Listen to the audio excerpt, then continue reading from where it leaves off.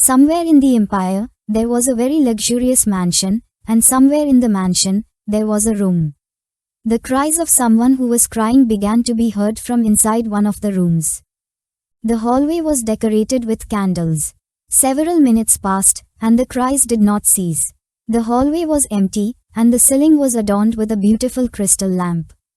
This was the estate of the Mogg family, and this had happened approximately 3 years ago.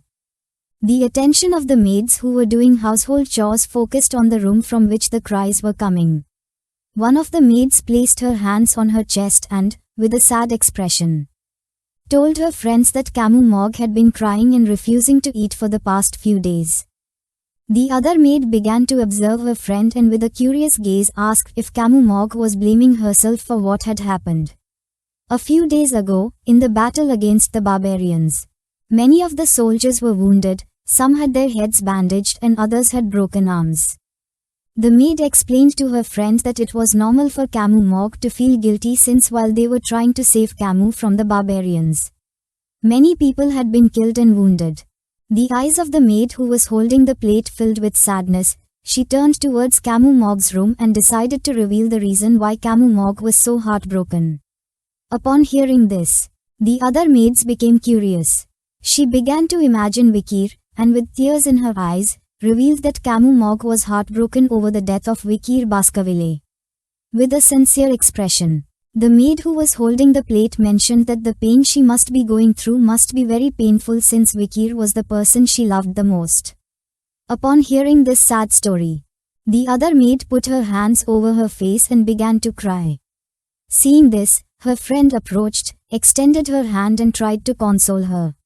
While the two maids were crying, the one holding the plate approached the door of Camus Mogg's room and asked her to stop thinking about the matter and cheer up. Just then, someone wearing leather boots began walking down the hallway.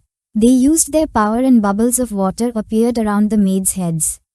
Hearing this, their eyes widened with surprise and confusion. Not knowing what was happening, little by little, they began to run out of air, and their bodies started to float. The maids panicked, thinking they were going to drown. The white-haired man began to walk towards them. It was Camus Mogg's uncle. He started staring intently at the maids, and his eyes filled with fury upon seeing that the maids were gossiping about Camus Mogg's personal life when the virtue of the maids was to be discreet. He exploded with rage upon realizing that they were too absorbed in gossiping about Camus Mogg's life, using concern for her as an excuse. He clenched his fist tightly, making the water bubbles grow larger. The maids couldn't help but feel fear upon hearing Adolf's voice. Just before they could drown, Adolf deactivated the spell, causing the water bubbles to explode. Adolf's eyes began to shine with rage. He clenched his teeth tightly, and with a murderous expression, he warned the maids that if they said anything bad about Camus Mogg again, he would personally cut out their tongues. They panicked, turned their backs on Adolf, and ran out of the place, apologizing and promising never to do it again. Adolf approached the door of Camus Mogg's room and began to gaze at the floor in silence. Then he raised his head, started observing the door, and with a worried expression announced his arrival. Then he grabbed the doorknob and slowly opened the door. Camus Mogg's room was dark, and the only light came from the window. Adolf entered the room, and his attention was fixed on the bed. Camus Mogg, who was inside the sheets, began to cry. Adolf sat on the bed, placed his hand on the sheets, and with a worried expression explained that he had heard that she hadn't even eaten in days, revealing that he and her mother were very worried. The wind began to enter the room through the window, making the curtains move. Camus Mogg asked if he meant that she should eat in order to continue living for herself. She began to remember when she was with Vikir in the forest. A barbarian who was riding a wolf grabbed her on his shoulders and ran away. Barboy clenched his teeth, and his eyes widened with fury. Then she began to recall the fun moments she had spent with Vikir. She placed her hand on his shoulder and, with a joyful expression, started talking with him. When remembering these memories, she felt guilty because if she hadn't been stupid, the barbarians wouldn't have caught her, and if she had stopped Vikir so that he wouldn't fight alone against that monster, none of this would have happened. She clenched her teeth tightly, and her eyes filled with tears since now, because of her, Vikia and Rose were dead. She took off the sheets, grabbed her arm tightly, and with a sad and guilt-ridden expression, began to cry even more, unable to hold back the tears, thinking that it was all her fault. Adolf turned towards her and his attention fixed on her, and upon seeing her expression, his eyes began to shine with sadness. Without hesitating for a second, he gave Camus Morgue a hug. And while the moonlight was illuminating, he asked her not to give up. He hugged her tightly to try to console her, closed his eyes, and with a sincere tone explained that the value of their lives had now been added to hers, so now her life had become even more valuable. He explained that it was the duty of the living to live and continue the lives of the dead. Upon hearing this, Camus Morgue's eyes widened in surprise. With a curious expression, she asked if she should live instead of them. Adolf opened his eyes and explained that Rose and Vikia would be very upset if they saw Camus Morgue's eyes filled with emotion. And a light of hope began to shine in her eyes. Without wasting another second, she got out of bed and, with a smile, opened one of the drawers, believing there was still a way. Seeing her behavior, Adolf's eyes widened in surprise and confusion. She took out a sheet with a magic circle and, using a pen, began to draw a triangle, explaining that if the thermodynamic function of the person was the same, then it was possible. The ground was full of sheets. She crouched down and began to write, mentioning that magic consisted of calculating that value. Then if she changed the order and the formulas a little, she assumed she could obtain a different result. Adolf stood up, approached her, and with a confused expression asked what she was doing. Camus Morgue began to observe the sheets, and a light of hope appeared in her eyes. With a smile, she thought that if she could get closer to the dimension of negative energy, then she could bring the entropy from that dimension to later replace the portion of the positive energy dimension, and the rest through an equivalent exchange. Then she put her hands on top of her head and started going crazy. She couldn't think properly since she had no energy. Adolf's attention fixed on her, making his jaw drop. While the moon was illuminating the room, she told her uncle that she needed food. Adolf prepared a banquet for her.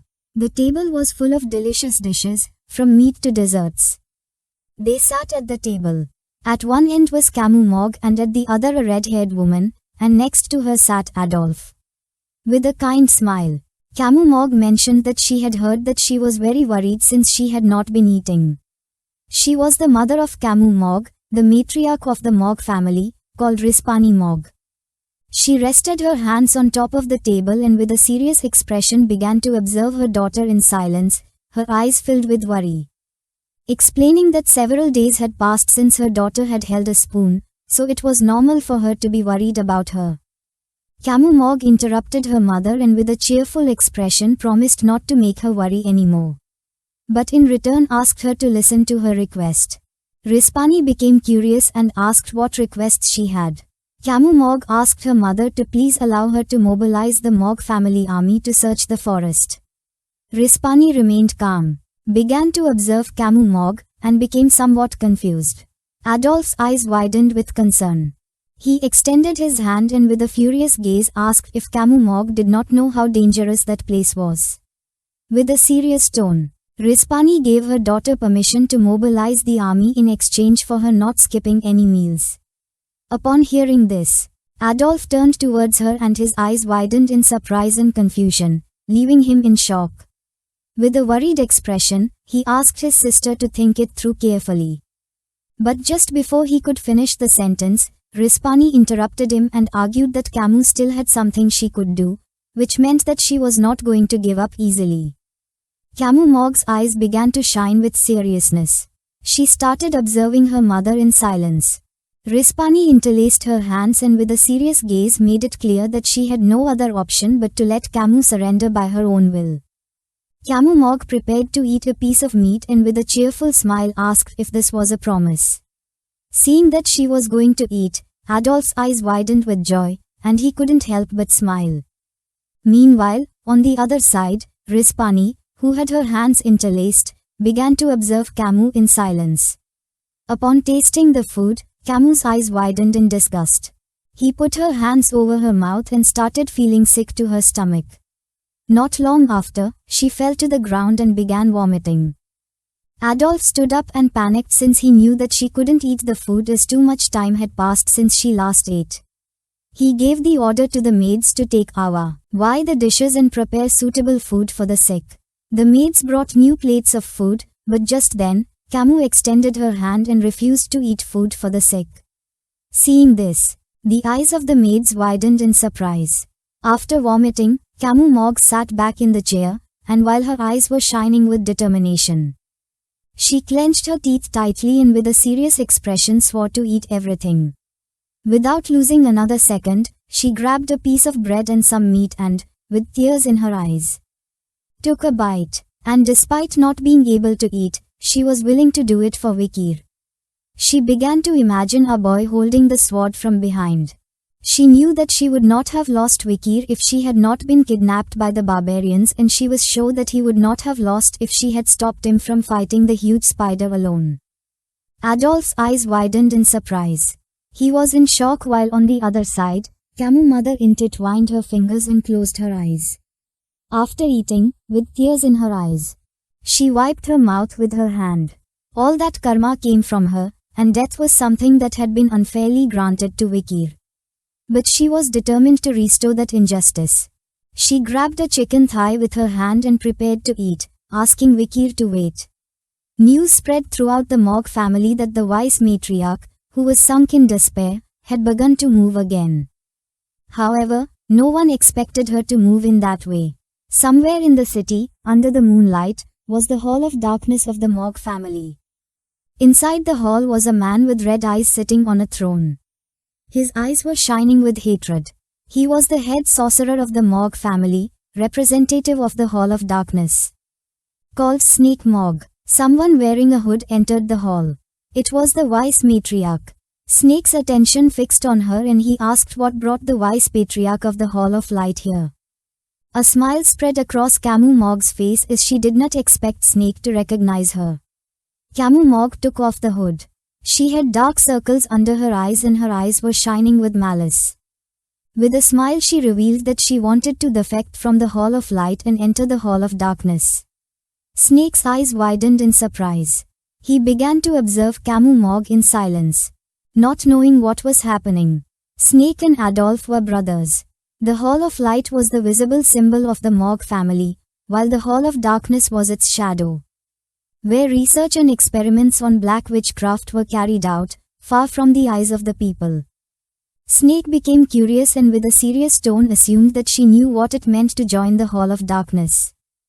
Camus Morgue extended her hands and made it clear that she was prepared to live her life hiding in the shadows and abandon her mother, her uncle, and her rights as wise matriarch. With a calm gaze, Snake extended his hand and said that he had heard that she had mobilized the army to search the forest, asking if she was planning to revive Vikir with black magic. Camus Morgue's eyes were filled with despair. With a smile, she admitted it, revealing that she was going to use the perfect resurrection spell. Upon hearing this, Snake's eyes widened in surprise.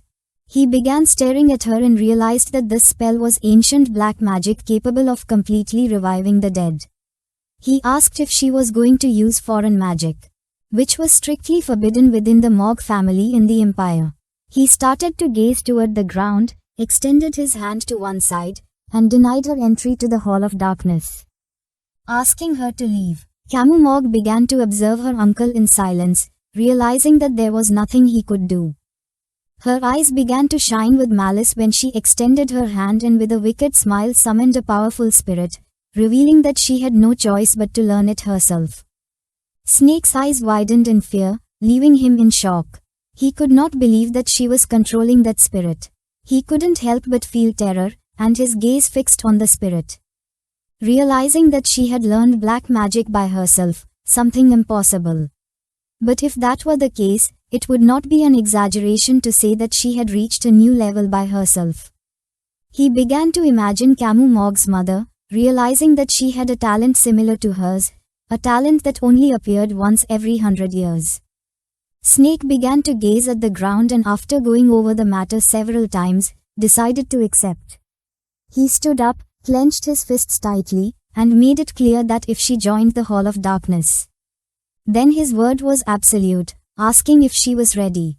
Camu Mog knelt before him. She did not care about losing everything she had. She placed her hand over her chest, started staring intently at Snake, and revealed that she was willing to do whatever it took to save Vikir. This is the end of the video. If you guys want to see the next. To watch this video, please subscribe our channel, like and share the video. Thank you for watching the full video. It was night and the moon was shining high in the sky, and below was the Hall of Darkness of the Mog family. Inside it, there were long and dark stairs leading to the bottom. This was a place that was neither monitored by the Empire nor visible to the Mog family, a space that only the members of the Hall of Darkness knew. An underground space that extended for more than 600 floors, known as Dark Support.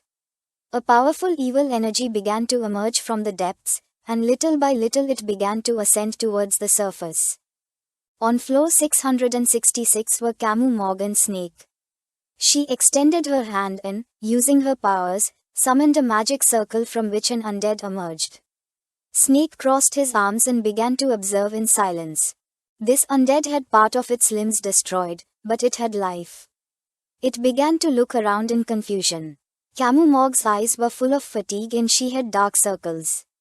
With a smile, she began to point at the undead with her finger and asked Snake what he thought. The undead approached her. Camu Mog put one hand on her waist, closed her eyes, and with a proud smile began to caress its head. Snake's attention was fixed on it. With a calm expression he mentioned that it was surprising to see that she was capable of creating undead soldiers. His gaze fixed on her and his eyes widened in surprise. He could not believe that she was capable of achieving so much when not much time had passed since she had converted to black sorcery. With a smile, Camu Mog continued stroking the head of the undead. Snake began to observe her carefully and started having mixed emotions. He felt pride, jealousy, fear, affection, and sadness. He began to gaze at the ground and started imagining Camu Mog's mother, Rispani. He did not know what he was looking for in Camu Mog's face, which resembled that of her mother, nor why he had allowed her to enter the Hall of Darkness.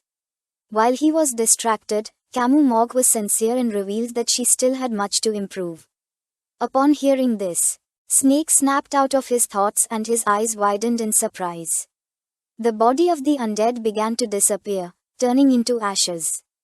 Camu Mog started looking at her hands and, with a curious expression, admitted that with her current power she could not completely revive a corpse. She clenched her fist in fury. Snake began walking toward her and, with a serious expression, asked if she was planning to perform a complete reanimation, revealing that this was not only very difficult to learn but also had an extremely low success rate.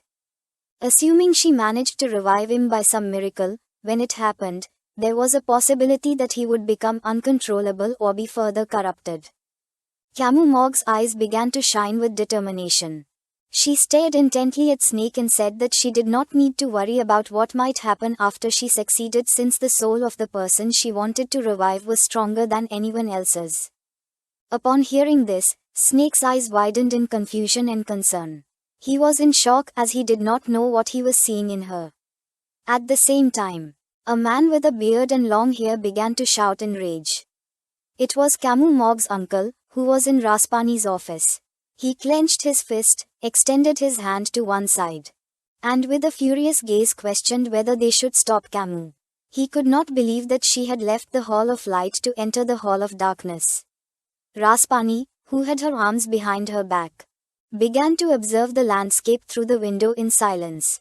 She began to look at herself in the reflection of the window, and with a calm gaze, she mentioned that she had not yet made her decision, explaining that she had told her daughter to choose carefully and had given her the authority to freely enter both halls.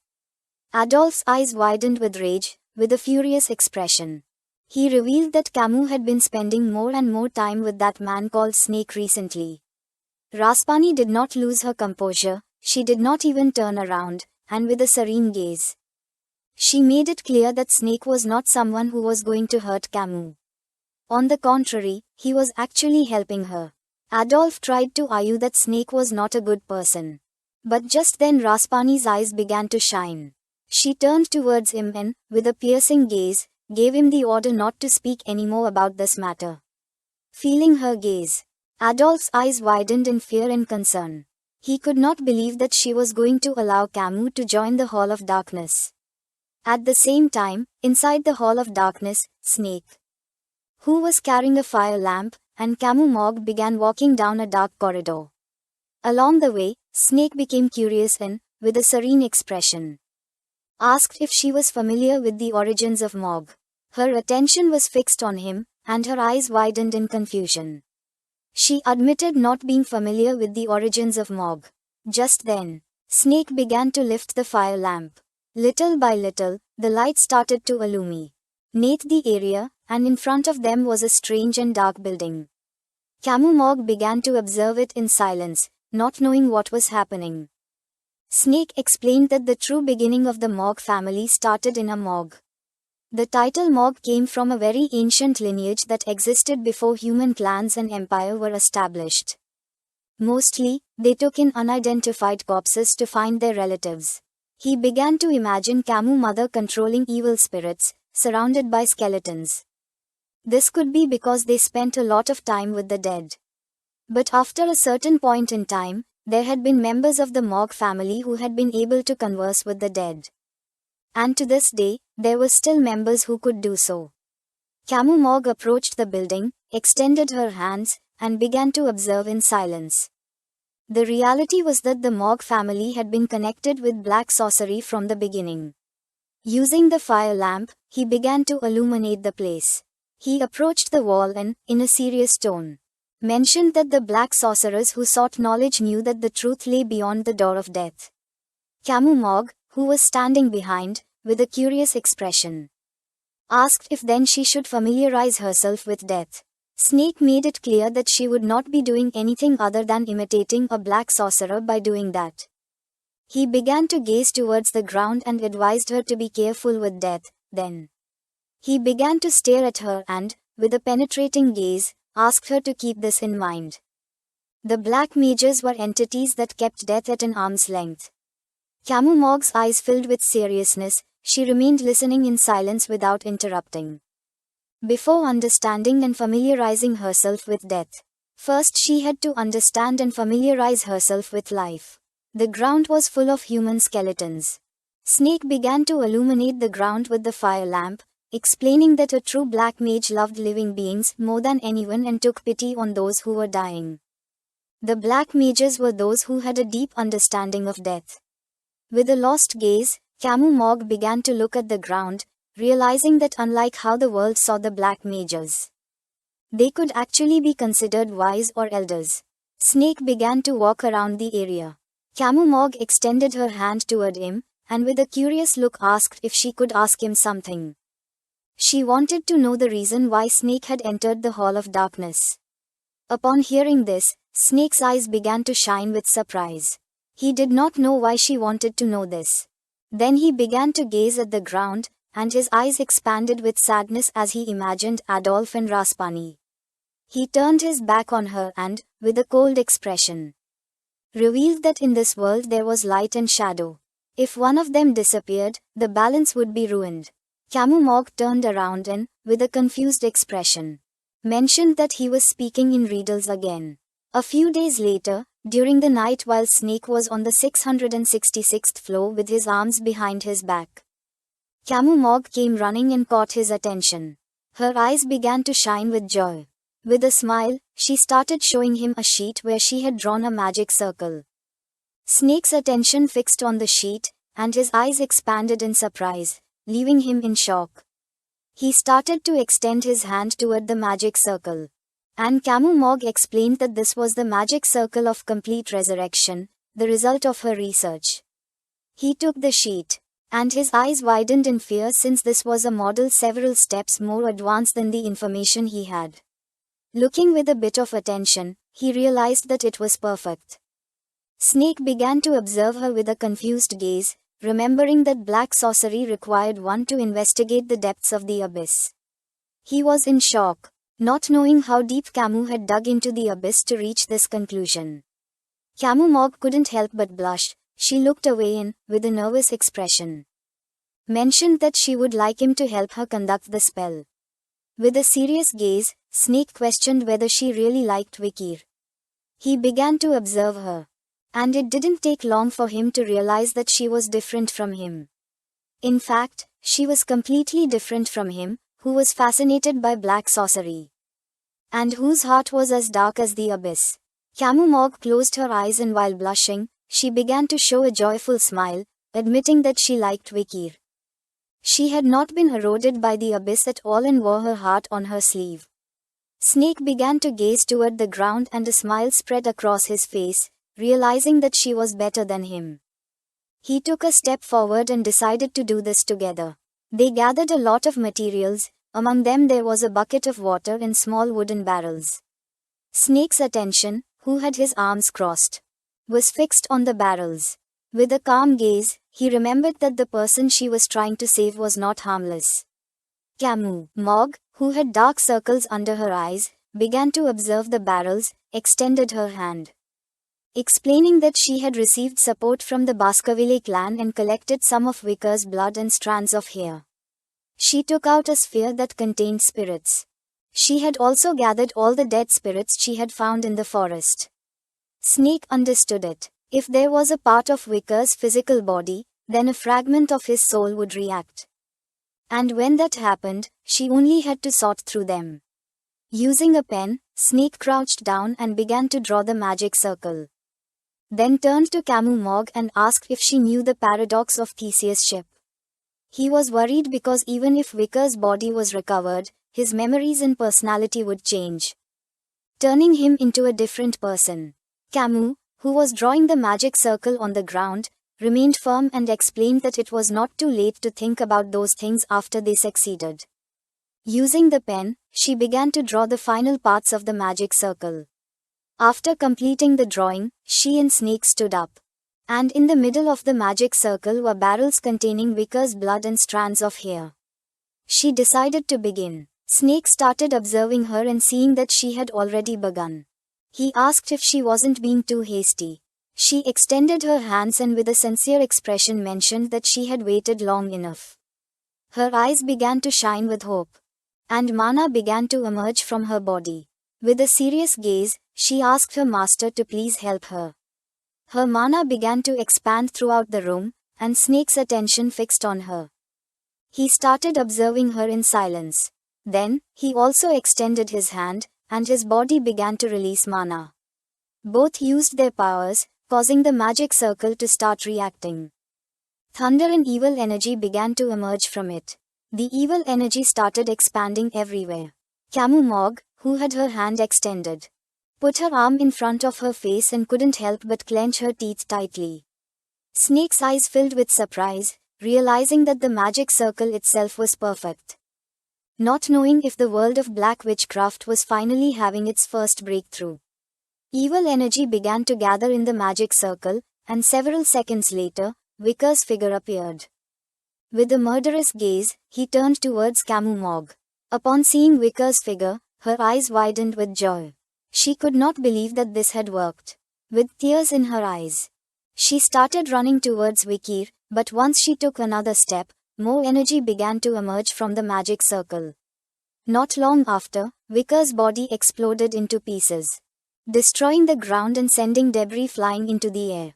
The explosion also affected Camus Mogg, who began to feel a strange flow of mana in her body. She opened her mouth and started coughing up blood. Snake put his arm in front, and upon seeing that Camus Mogg was injured, his eyes began to shine with concern. As the energy was disappearing, little by little Camus Mogg's body began to fall toward the ground. She was losing more and more blood, and as her eyes were closing, her attention fixed on Snake. Realizing that this was a rebound caused by the backflow of mana, she couldn't believe she had failed. Then, little by little, she began to open her eyes, and the first thing she saw was a door. She was in a different place. She began to observe the door without knowing if she had also died. Light was entering through the door. She did not know why her magic had failed. She thought it was perfect, without knowing if it was because Wicker's body fragments were too old or his soul was not in the forest. She thought that perhaps he had already reached enlightenment and had turned his back on this world full of resentment. Her eyes began to shine with sadness. Without knowing what meaning her struggles had, she began to cry, believing that it would be better if she also died. But just then, someone wiped her tears. Seeing this, her eyes widened in surprise. It was Snake. He began to caress her cheek, revealing the truth. He had not entered the Hall of Darkness because he wanted to. It was because he could not be with his sister. Because he could not be in the light. He could only live in the shadows. Camu Mog's eyes began to shine with confusion. She did not know what was happening. With a kind smile, Snake said that this had come to his mind when he saw her wear her heart on her sleeve. He placed his hand on her shoulder and, with a sincere expression, said that if only he had been honest and had the courage to defy the impossible, things would be different now. He pushed her, asking her not to lose hope. She began to fall backward and her eyes widened with curiosity. Her body fell into the water and Snake said he hoped she could reunite with her beloved. Camu Mog submerged in the water. Snake turned his back on her and began to move toward the door. She extended her hands and tried to reach Snake, but little by little her body began to sink more and more. Her body was lying on the floor and next to it was Snake's corpse, crushed and covered in blood. He had lost a lot of blood trying to deactivate the magic circle. Several seconds later, Camu Mog regained consciousness and upon seeing Snake's corpse, her eyes filled with fear and sadness, leaving her in shock. This is the end of the video. If you guys want to see the next part then please subscribe to our channel and like the video.